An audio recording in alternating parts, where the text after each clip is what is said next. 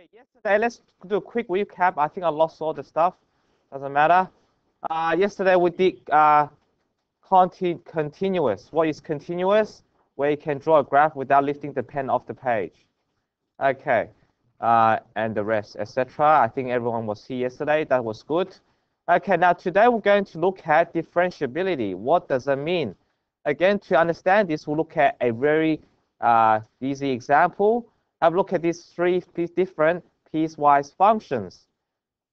Which graph below is smooth at x equal to 0? Question mark.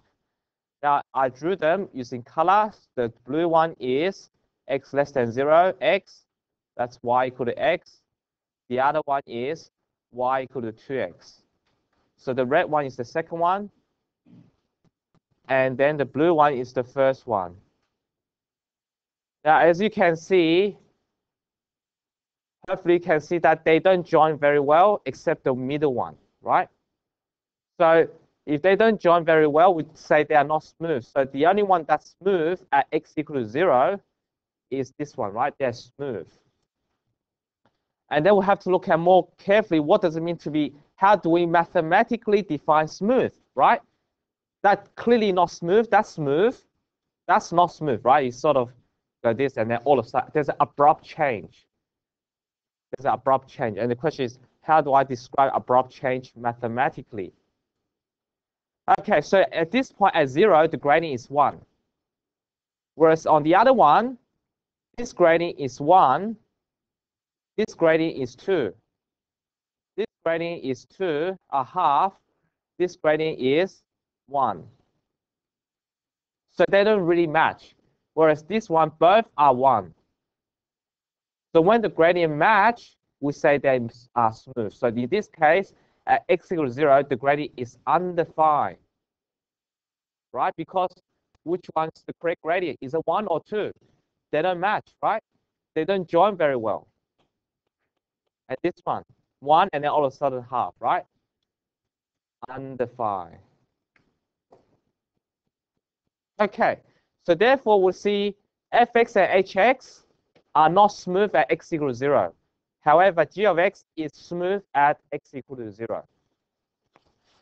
All right, so, and then we have to look at, we introduce, so when the curve is smooth at x equal to 0, the gradient of the curve at x equal to 0 can be found. In this case was 1. And when the gradient, so the gradient of the tangent to y equal to g of x at x equal to 0 is 1. And we say g of x is differentiable at x equal to 0. So you can differentiate that point. Whereas in these two cases, you can't differentiate them, right? Because there's no tangent. So see, there's a tangent. But here, which one's the tangent? That way or that way? Which one's the tangent? You get conflicting problem, right? Which one's the tangent? I could draw two. I could draw a third one, right?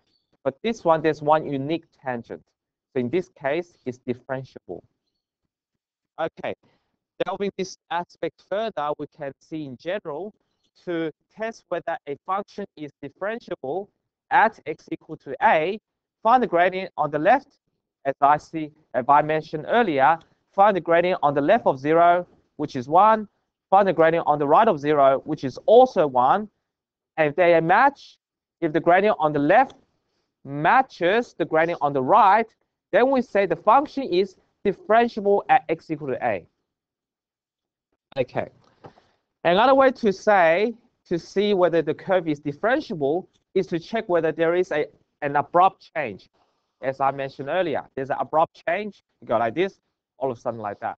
And you probably, if some of you do physics, some of you will remember this diagram as, what's that thing? I forgot, but it's like when you go shine light on water, it starts to, the light ray changes. Refraction, yeah, that's right. And if they introduce a formula, there's a Snell law, like, and sine theta over, I forgot, that's a while ago, equal to something, because the velocity of the light changes, because light travels a little bit slower on water, I think. Something like that. I remember some physics. Used to be my favorite topic, but I'm still like physics, but don't have time to read it. Okay, but anyway, but let's not get sidetracked. So So it's like, you can see it's like an abrupt change, right? From water to air, right? It's an abrupt change. It's just say you're in your swimming pool, start swimming, and then when you go out of water, it feels very cold, right? Abrupt change. Okay. All right. So there's abrupt change for fx and h of x. So a function, that's summarized in the box below, is called differentiable if it satisfies two conditions there. The graph is continuous at x equal to a. The graph passes through the point where x equal to a without any sharp corner. As you can see, there's a sharp corner. Sharp corner, I rub off. So you can see there is a sharp corner. Not that sharp, but the sharper that, like, yeah, there's a sharp corner. And the resulting tangent is not vertical there. I'll show you example that's smooth but not differentiable. In this situation, f dash of a is the gradient of the tangent at x equal to a. So if it's differentiable, then the derivative is the gradient of the tangent at x equal to a. If a tangent is vertical, it's gradient, therefore the derivative is also undefined. So we'll see example of that. We'll show you example where this is also the case, but we'll see that later on. Let's do some examples. Differentiability of a, so often you see differentiability problem with a piecewise defined function, because that's where they can be disconnected. If it's disconnected, so to test whether a function for differentiability at a joint between pieces at x equal to a, test whether the function is continuous at a. If it's not continuous, it will not be differentiable. If it is, look at the derivative on the left and right and see whether the joint is smooth. So let's look at this example. There's 3 examples we're going to do, and the graph is provided. So let's look at this one. Find all non-differentiable points and find the domain range. So we have to draw the graph. So at 2, more than 2 is a horizontal line, right? And then the other one is an x. And it looks like, fortunately, they do join, right? They are continuous. So certainly it's continuous, but is it differentiable? Clearly not. But why? How do I show it? To show it, you have to look at the derivative. So how do I do that? So you differentiate it, just go like this. Differentiate 2 is 0, differentiate x is 1, right? Because the gradient is 1, but the gradient here is 0, right? They don't match, right? Differentiate both. So you have to write the domain, x more than 2, x less than 2. So clearly they don't match. So you say, therefore, not differentiable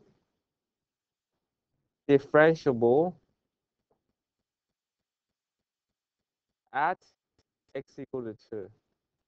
I think I made a mistake. No, I haven't. No, I haven't. I made a mistake in when I do the question. Okay, what was the question? Yeah, okay. Yeah, actually, I drew something different. But anyway, that's good. Okay. All right, good. Next one. Have a try the next one. Draw the graph. See if it's differentiable. Again, it's not, sometimes it may not be obvious to your naked eye. You have to do the calculation. So this one. So you draw a parabola. So remember, it's this, but then it's less than 1. So it starts here, goes like this, right? Something like that, right? That's parabola. And then you also have the line, but meant to be an open circle, but it doesn't matter. You may feel it, may not feel it. This one, line 2x minus 1. So substitute x equal to 1. You get f of 1 equal to 2 minus 1, which is 1. So fortunately, it fills the hole, right? Because you will start from there. And the gradient is 2. So be careful. So what does that mean? Means that it will go 1 across 2 up. 1 across 2 up. Something like that.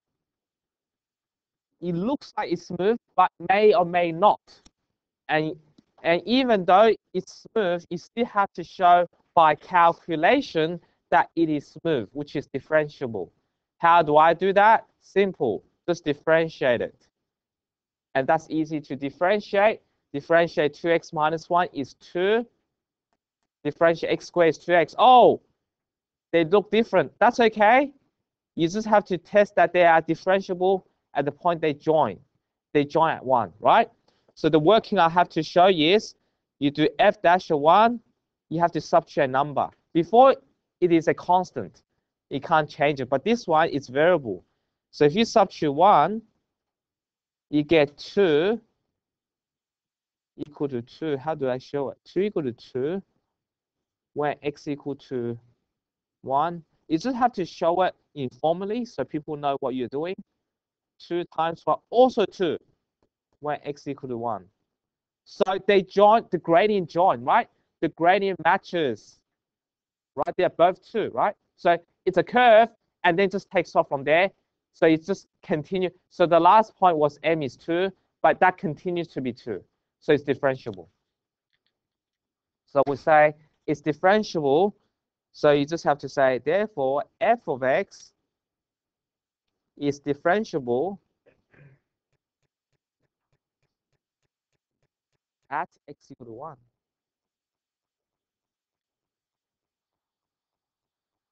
So yeah, that's it. Again, you just have to show it. You just have to communicate that legibly, clearly, that, and then people say, okay, you know how differentiable work. Differentiate, yeah. Try the next one. See how you go.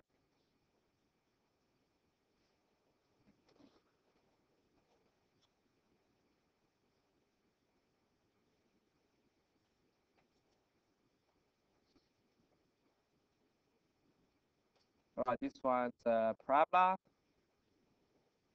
Parabola. Okay, like this.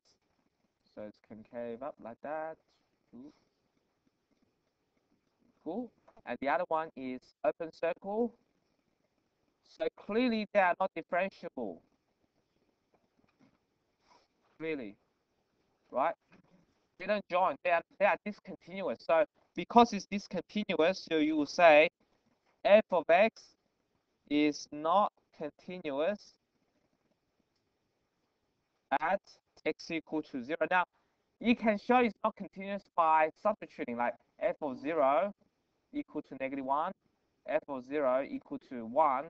They don't join, right? You can do it by calculation if you don't want to draw the graph. So therefore f of x is not differentiable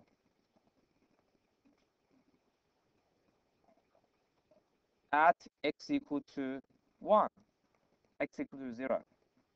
So once it's not continuous, it cannot be differentiable. So if it's differentiable, it has to be continuous. If it's not continuous, it cannot be differentiable. Before I continue, you may say, oh, let's differentiate it. What happened? Well, if you differentiate it, there's a problem. You say, oh my God, it actually looks differentiable. Because if you substitute 0 in, they will actually match. They have the same gradient, but unfortunately, they don't connect. See, it has to be connected and the same gradient. It's not enough just to be same gradient, that has to be connected. So be very, very careful. It looks like it's differentiable, but it's not. So you always have to check the first step, check whether they're connected, then check whether the gradients are connected. So 2 things. Check y values match. Then second, check gradient match. If that makes sense. So continuous, for something continuous, you have to be first criteria. For something differentiable, have to be both criteria. All right, hopefully you're all ready. So there's some more, 2 more pages, then we're done. You can do the exercise today. How long have I been talking? Not very long, that's good. Any question? We should move on. They are quite straightforward. It's just for you to understand the concept of differentiability, nothing special there. And there's some, they may throw in some little bit challenging questions that involve some algebra. Okay, let's try this extra. That's example in the textbook. I leave it up to you. You could try it and then check your answer from the textbook. Check your answer in textbook. So you can do it as an exercise. That's an exercise for you to finish, and then check the answer from the textbook, from the example. Okay, now you may ask, how do I formally express that? How do I formally express differentiability? Listen carefully. So we can use this thing. For something differentiable, to express it, that's not in the textbook. That's how you show something differentiable, is to show. So how do I show the gradient on the left is same as the gradient on the right? When I do this, the a to the power minus 1, a to the power negative means gradient on the left of x equal to a. When I do this, with the f dash. When I do this, that's on the right of x equal to a, right?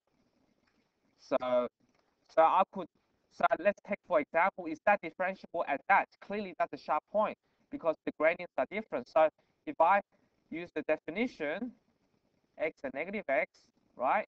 X more than 0, that's x less than 0. I could use that language. So I know the derivative f of x equal to this thing, right? So actually I just write f of x there. You don't need to write too many things. And if I differentiate it, so if I write the limit as x approaches 0 minus on the left, right? On the left, the gradient is -1, so we'll say -1.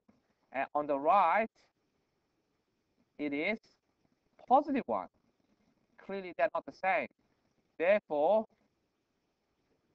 the limit on the left is not the same as the limit on the right. You do not need to do this in the exam. That's not in the syllabus. They just want you to have some idea. But it is in the old syllabus. It's in the old Cambridge textbook. If you have an old Cambridge textbook from your brother or sister, they will have this thing in there. But it's not hard to learn. But you do not need to do that in the exam. I recommend you not to do that in the exam because you may do it in the wrong way. People may not understand. But you may want to use that, especially those who want to contemplate of studying mathematics at a high level. But anyway, so that's how you express it. They are not equal. Therefore, actually, they are not equal. Therefore, not differentiable at x equal to 0. Sorry, forgot to show you that it's not equal. Not equal. Okay. Any questions? So we'll be looking at differentiability and continuity of a piecewise defined function. The last thing we're going to do is look at some vertical tangents, because that's also not differentiable, even though it's smooth, but not differentiable. Let's see why this is the case. All right, so we'll go to the next page when you're ready, or you can watch the video later on. Some water.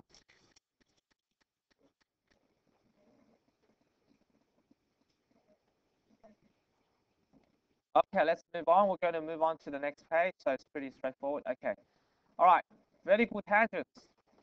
Why vertical tangents? There is one clearly there. So if you draw the graph of x to the power 1/3, which is cube root of x, that's an inverse function if you remember, because the function is x cubed, right? That's f of x.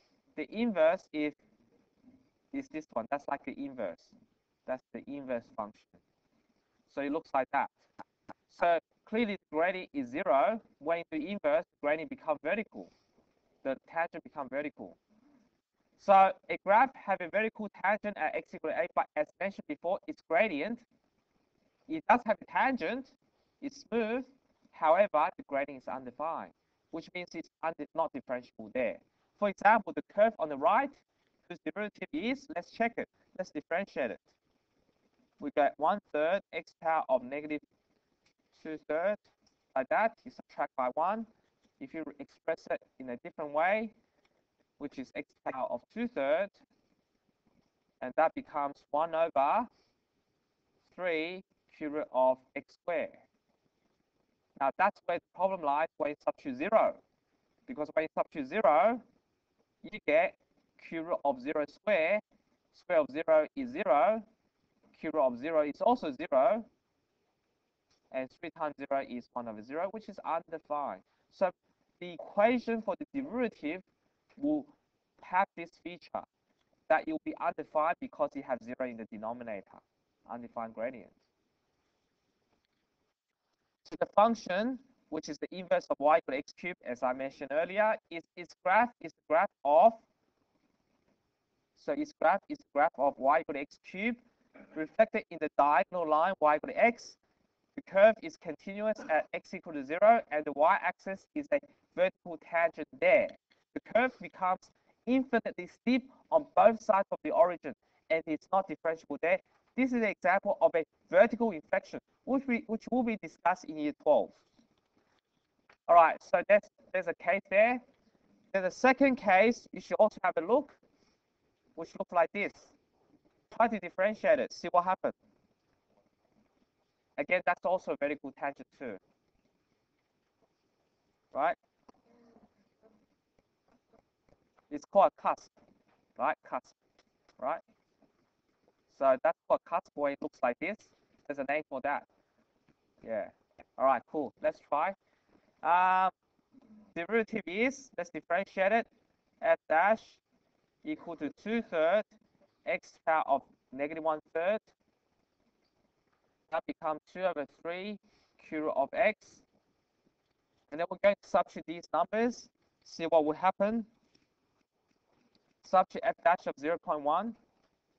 That should be -0.1. I forgot to change that. Okay, can you substitute these into your thing? Someone's talking. Have you done it? If you've done it, you have to sit quietly and wait patiently for others to finish it too. 2 fraction 3 cube root.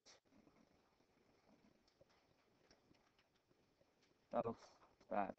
3 cube root 0.1, right?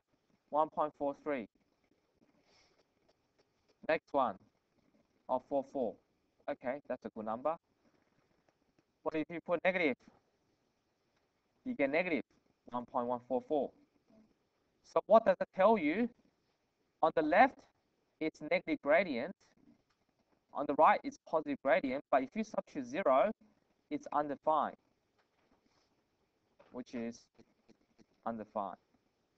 So what that means is both the gradient, one's negative, approaching infinity.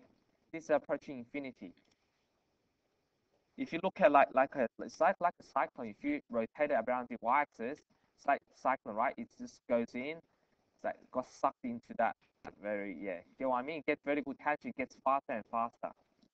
So this is an example. So the function is also continuous at the origin.